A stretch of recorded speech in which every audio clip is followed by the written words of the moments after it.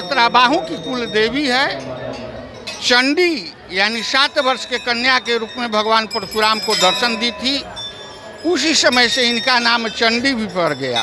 पूर्व का नाम तारा था और 7 वर्ष के कन्या के रूप में जब दर्शन दी तो उस समय चंडी नाम पड़ा है, इसलिए इनका नाम तारा चंडी हुआ। लेकिन जिस तरह से कहा जाता है कि जो तारा हैं जो सहस्त्राबाहु की कुल देवी हैं और भगवान परशुराम ने जब इनकी आराध्या किया तो माता जो तारा चंडी है 7 वर्षों की बालिका के रूप लेकर प्रकट हुई और उसी समय फरसे में भगवान परशुराम की समाहित हो गई। तब जाकर यहाँ पर क्षत्रियों का विनाश किया गया। यह सत्य बात है।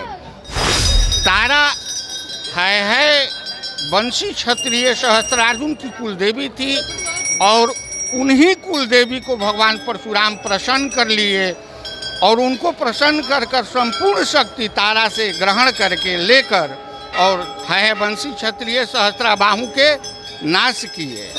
नमस्कार, मैं हूं सोनू और आप देख रहे हैं न्यूज स्ट्रॉक और अभी मैं मौजूद हूं सासाराम के माँ तारा चंडी धाम में। और मैं बता दूं कि माँ तारा चंडी धाम में देख सकते हैं कि यहाँ पर श्रद्धालु जो हैं माँ तारा चंडी की पूजा अर्चना करने के लिए यहाँ पर देश के अलग अलग जगहों से लोग पहुँचे हुए हैं, राज्य के कोने कोने से लोग पहुँचे हुए हैं और यहाँ पर हजारों की संख्या में नहीं लाखों की संख्या में श्रद्धालु माँ तारा चंडी को दर्शन करने के लिए यहाँ पर आते हैं। और यही वो गर्भ गुफा है जहाँ पर माँ तारा चंडी देख सकते हैं कि कैमूर पहाड़ी के विंध्यवासिनी पर्वत पर विराजमान है, जहाँ पर लोग पूजा अर्चना करने आते हैं। और मान्यता है कि माँ तारा चंडी को जो पूजा अर्चना करता है उनकी मान्यता पूर्ण होती है। और मैं बता दूं कि देख सकते हैं कि हजारों की संख्या में नहीं लाखों की संख्या में यहाँ पर श्रद्धालु आते हैं। उस भीड़ को मैं दिखाने का प्रयास कर रहा हूँ कि देख सकते हैं किस तरह से कतारबद्ध जो श्रद्धालु हैं लाइन में लगे हुए हैं। और मैं बता दूं कि यह मंदिर जो है कहा जाता है कि 51 शक्तिपीठों में से एक माना जाता है, मगर यहाँ के जो बाबा हैं कह रहे हैं कि ये सिद्ध पीठ माना जाता है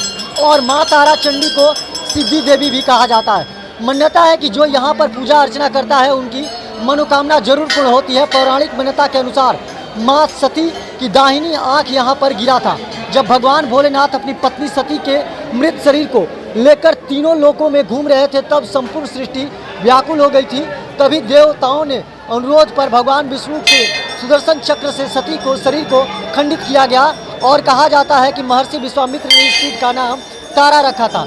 यहीं पर परशुराम ने सहस्त्राबाहु को पराजित कर माँ तारा की उपासना की थी और इस शक्तिपीठ में माँ तारा चंडी बालिका के रूप में प्रकट हुई थी और यहीं पर चंड का वध किया था, तब चंडी कहलाई थी। मगर जो इतिहास है जो बता रहा है, मगर जो यहाँ के जो बाबा हैं साफ तौर पर उनका कहना है कि जो है वंश के जो क्षत्रिय थे कहीं ना कहीं उनको लेकर यहाँ पर जो भगवान परशुराम थे वो माँ तारा को वो पूजा किए थे। माँ तारा प्रकट हुई बालिका के रूप में 7 वर्ष की रूप में प्रकट हुई और तब जाकर भगवान परशुराम के फरसा में समाहित हुई। इसके बाद यहाँ पर सहस्त्राबाहु के जितने भी वंशज हैं हाहा वंश के जो क्षत्रिय हैं उनको समाप्त किया गया। आइए हम बात करते हैं जो यहाँ के पुजारी हैं। माँ तारा चंडी को लेकर कई इतिहास हैं और मैं बता दूं कि जिस गर्भ गुफा में माँ तारा चंडी का पूजा अर्चना होता है वहीं पर बाबा पूजा अर्चना कराते हैं। बाबा, मान्यता क्या है माँ तारा चंडी का?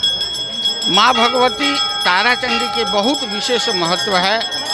ऐसे तो 10 महाविद्या के अंतर्गत तारा का स्थान है। काली तारा महाविद्या खोडसी भुवनेश्वरी भैरवी छिन्न मस्तिका च विद्या धूमावती तथा बगला सिद्ध विद्या च मातंगी कमलात्मिका एते 10 महाविद्या सर्व कार्य प्रयोजिता।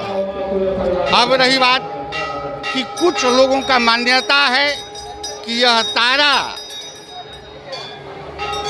वह 10 महाविद्या के अंतर्गत आता है जो उपपीठ जिसको कहा जाता है।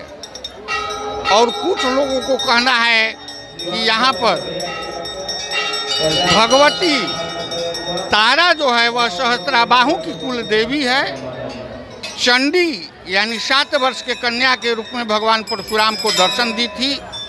उसी समय से इनका नाम चंडी भी पड़ गया। पूर्व का नाम तारा था और 7 वर्ष के कन्या के रूप में जब दर्शन दी तो उस समय चंडी नाम पड़ा है, इसलिए इनका नाम तारा चंडी हुआ। और यह वास्तव में बहुत ही सिद्ध पीठ जगह है।